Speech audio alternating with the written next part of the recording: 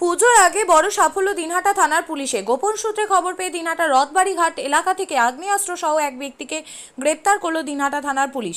এই বিষয়ে দিনহাটা মহকুমা পুলিশ আধিকারিক ধীমান মিত্র সাংবাদিকদের মুখোমুখি হয়ে জানান, পুলিশের কাছে গোপন সূত্র মারফত খবর আসে বিপ্লব দাস নামে এক ব্যক্তি আগ্নেয়াস্ত্র সহকারে দিনহাটা রথবাড়ি ঘাট এলাকায় ঘোরাঘুরি করছে।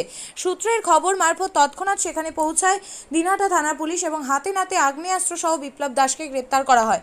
মহকুমা পুলিশের আধিকারিক আরও জানিয়েছে, ধৃতের কাছ থেকে একটি পিস্তল, একটি বুলেট এবং একটি ফাঁকা বুলেটের খোল পাওয়া গিয়েছে। আগামীকাল ধৃতকে দিনহাটা মহকুমা আদালতে তোলা হবে এবং পুলিশ রিমান্ডে নিয়ে এই ঘটনায় আরও কেউ জড়িত আছে কিনা সে বিষয়ে বিশদে জিজ্ঞাসাবাদ করা হবে।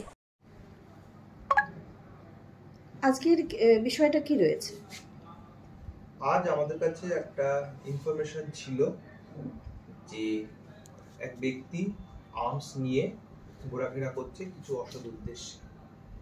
সেই গোপন সূত্র মারফত খবরকে কেন্দ্র করে আমাদের ঋষি সিং, আমাদের সাব ইন্সপেক্টর এবং তার টিম দিনহাটা থানার আজকে গোপন সূত্রের নিয়ে যায় এবং রথবাড়ি ঘাটের ওখান থেকে বিপ্লব দাস বলে একজনকে অ্যারেস্ট করে। এই ইনফরমেশন কি আগে থেকেই ছিল? কারণ ওই এলাকায় কিন্তু এই ধরনের দুষ্কৃতির তাণ্ডব চলছিল বেশ কিছুদিন থেকে। ইনফরমেশন ছিল বলেই তো এটা করা হলো। তো এর সাথে কি আরো যুক্ত আছে না একাই? আজকে অ্যারেস্ট হয়েছে, আমরা কালকে একে রিমান্ডে নেব। রিমান্ডে নিয়ে জিজ্ঞাসাবাদ করবার পর আরো বিশদে জানতে পারবো।